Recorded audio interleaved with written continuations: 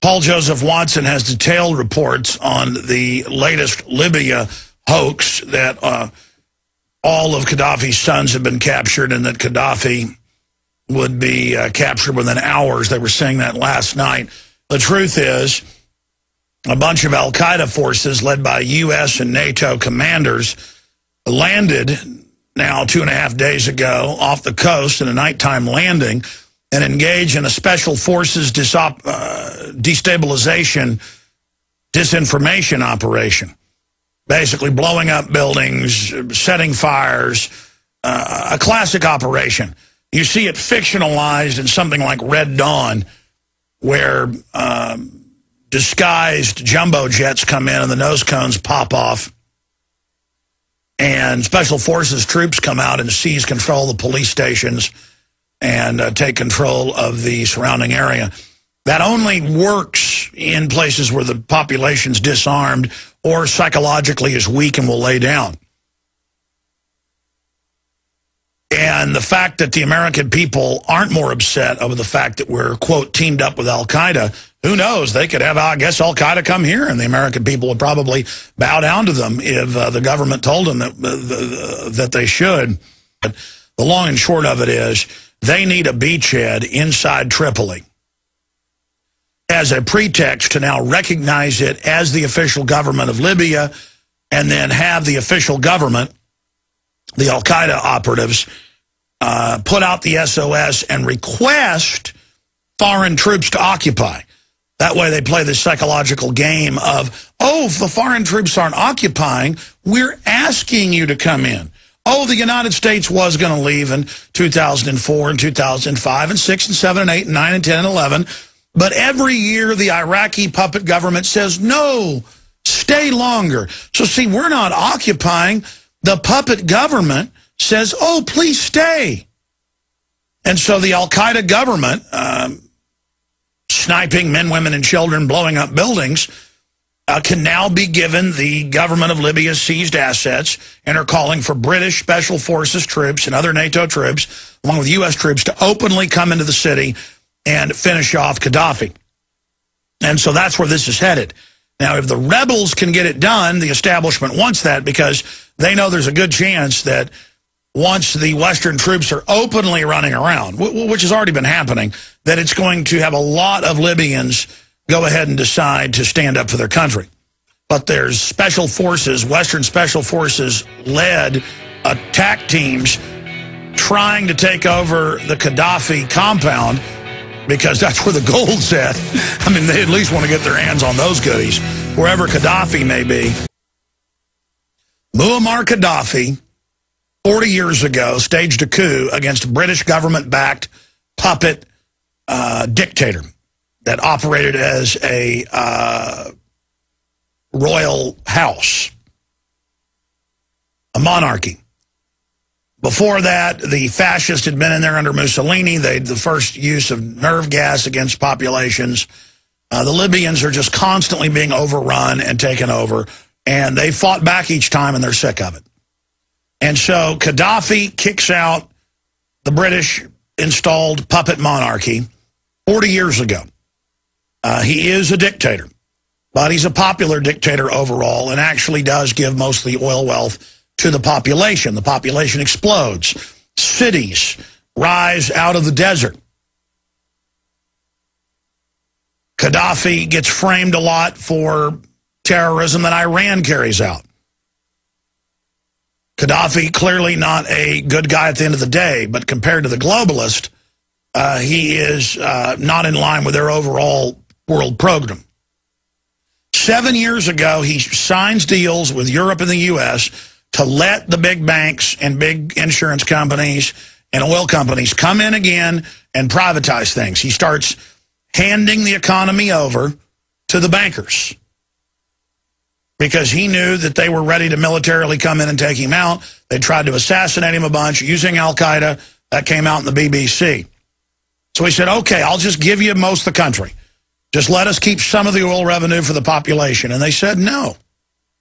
First, they let him think that he'd made a deal, and 7 years later, they launched Al-Qaeda operations out of the East, admitted Al-Qaeda, I have the LA Times here admitting it. The rebel leader admittedly brags that he helped kill Americans in Iraq and says, I still hate Americans. And so you've got to decide, are you for national sovereignty and Gaddafi, or are you for Al-Qaeda and NATO and the big mega banks, the same mega banks looting America, the same mega banks that threatened Congress 3 years ago with martial law if they wouldn't give them untold trillions, the same mega banks that threatened just a month ago Ireland, and, of course, Greece with, quote, martial law tanks in the streets. I mean, they told the parliament in Greece, they said, you will do this or the president's just going to do it. There's going to be tanks in the streets. I mean, that was in Reuters. The bankers say there'll be tanks in the streets. And how would they do that? They'll just blow up a government building, say protesters did it, roll tanks out, and start arresting people. Real simple. Bankers come in, blow something up, run around posing as the saviors. The media they own will go with the official story with a straight face, hoax the public. That's how they do this. I mean, how do you think offshore corporations are going to take America over? They're going to play dirty tricks. They're going to pose as your savior. They're going to tell you they're protecting you from terrorism. They are the ones financing the terrorists. They are staging the terror attacks. They ran Al-Qaeda in Serbia. They ran them against the Russians. They're running them against Gaddafi. They're running them against Assad of Syria. This is just a miscreant Muslim brigade of mercenaries. That's all they are. After the U.S. and NATO took over Afghanistan in 2001, 2002, they flew 8,000 Taliban and Al-Qaeda commanders out to safety into Pakistan to start the next phase of destabilization. They just move them around. They want to take over your backyard, take over your town. They take their Al-Qaeda chess piece and they put it in your yard. They want to take your house, the cops plant cocaine in it. They want to take your country, they plant Al-Qaeda. Now, it's very simple. And all that happened here is they boated in at night several thousand Al-Qaeda with MI6 commanders, and they started blowing up high-rise buildings, rocket attacking police stations, attacking apartment buildings to create fear in the general public. Now, this is a special forces tactic. The Russians admittedly had a plan for this. The United States had a plan with the NATO stay-behind networks known as Gladio. And what you do is you have special forces that are either inserted or deep cover operatives, and one person, a real terrorist, can go dump chlorine gas into the air conditioning system of a high-rise building, kill 10,000 people. And I'm not letting secrets out here. This is all well known. One or two operatives can burn down 5 or 6 skyscrapers with timers. All you do is truck gasoline up into them. A 20-person team could have Austin looking like World War III in 1 hour. Okay? The Russians have these systems. The Chinese, admittedly, have more than 20,000, that's come out in congressional reports, stay-behind operatives. They're running grocery stores. They're working at factories. I mean, they've got saboteurs everywhere. And the United States and private corporations, they have saboteurs everywhere. Now, the U.S. has saboteurs inside the U.S. They've got 5,000 Iraqis they brought in and sheep-dipped. That came out in the LA Times in 2003. They've also got the other system, InfraGard, which are over 100,000 executives who have shoot-to-kill orders of their employees if they don't follow orders during martial law. And you've got all these guys on power trips with their gun in their desk and their little FBI security card. And if a lot of these idiots, if they're told blow up the chemical plant, they'll do it. The point is they put in reportedly a couple thousand operatives, and they just started randomly blowing things up, killing thousands of civilians, total bedlam, a special forces destabilization operation, so that Gaddafi's forces started running in every direction trying to fight him. Then they made their way towards government buildings and towards the gold hoard under the Gaddafi ministerial buildings. They want that 144 tons of gold to give it to the rebels, so they can then later set up a new Al-Qaeda base, and then the public will remember in 2 to 5 years that it was all staged, and we'll have to go into Tripoli again.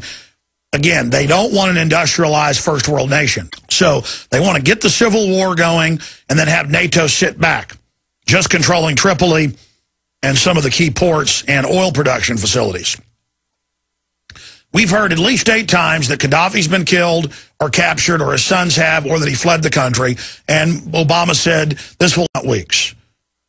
So now 4.5 months is days, not weeks, okay? And again, it's not a war.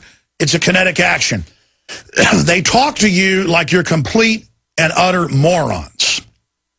They come out and tell you the Constitution is over and a bad thing. CNN last night was saying there's no such thing as a war powers anymore. Congress can't get that power back. It now resides with the president. I mean, they're just stating high treason everywhere. This isn't a war. We don't need Congress. We don't need Congress for war, taxes. I mean, they're just in your face. And then they said all his sons are captured and killed, 100%. And it is confirmed that U.S., British, and other NATO forces are in there commanding the rebels and basically leading assaults. So in the next few months, you'll hear about lots of troop transport planes that crash in the U.S., in Europe, and they'll just tack the numbers of dead onto that, even though their bodies will already be sitting on ice in morgues at military bases. And we've confirmed that a lot of U.S. troops have already died over there. It's now more than 50 in the last 4.5 months of the non-war. But again, you'll just be told later that they died in automobile accidents and plane crashes. I've talked directly to the people at the military bases. What's the big issue? Why did they do this? Because even if they can't fully take Tripoli, NATO, and their Al-Qaeda forces, and these are admitted Al-Qaeda, here's the LA Times on it. Libyan rebels story shows links to Taliban, Al-Qaeda, NATO. Oh, really? Wow. I mean, it's admitted that all the leaders of the rebel groups are Al-Qaeda and being shipped in. By the way, it's official. I've got an article. Sharia law is to be put into place there. Women, you're going to start wearing the burqas. Same thing in Egypt. Same thing in Iraq. They put the Muslim extremist in everywhere. That's who the West wants in power. That's why they created Al-Qaeda. Then they can also then use that threat to take our liberties. See, the globalists are attacking America and the Muslims. But we're thinking, oh, America's fighting Muslims. You've got to get into the globalist mindset of total war against all institutions and civilization and the nation state. They want to wreck societies. So here's what's going to happen. Gaddafi will either be captured or killed soon, or they are going to send in U.S., British, and other troops under the umbrella of NATO and the UN, and the further scorched earth terror operations and slaughter meant to scare the population into submission. NATO admittedly is dropping these giant sonic bombs that shake the ground and just cause, ear-splitting noises. Just like at Waco, playing the sounds of dead and dying rabbits with monks chanting. It's psychological. Just so everybody's being attacked from every side, they don't know what's going on. Then they announce, yes, we've got Gaddafi, we've got his sons, we've won. Then the rebels call for the foreign occupiers. They're the official government, we're told. And this can happen anywhere. They can have uprisings, and then the UN and the globalists recognize it. You're going to end up in the future having uprisings in the Southwest of illegals that have been taught this is Mexico, and you're going to see our government recognize them and break off part of the Southwest to be part of an autonomous UN-run enclave. That's on the board in the North American Union SPP plans. They merge the 3 countries, Canada, the U.S., and Mexico, but then break up separate ethnic enclaves. You're going to see now what we talked about in September, October, the U.S. forces going in. If Gaddafi would have fully repelled this attack, they would have still gone in. But now, because it looks like, from what I've seen, that it's a fluid situation, Gaddafi has not had a very strong response to this. The hoax is running that he's already been defeated. That hasn't happened. But the fact that they've been able to insert these special forces, they've got Apaches in there attacking any of his troops that try to repulse the Al-Qaeda heroes, according to our media, that they're just going to continue burning the city until everything's destroyed. And then that'll make the banks even happier, because then they can come in and obviously loan them more fiat currency and make them debt slaves. You are seeing the Nobel Peace Laureate bring absolute death and destruction and put Al-Qaeda in. And then, of course, they're going to then use Libya as a base to start attacking Europe and the United States, and then that'll be used to take our freedoms.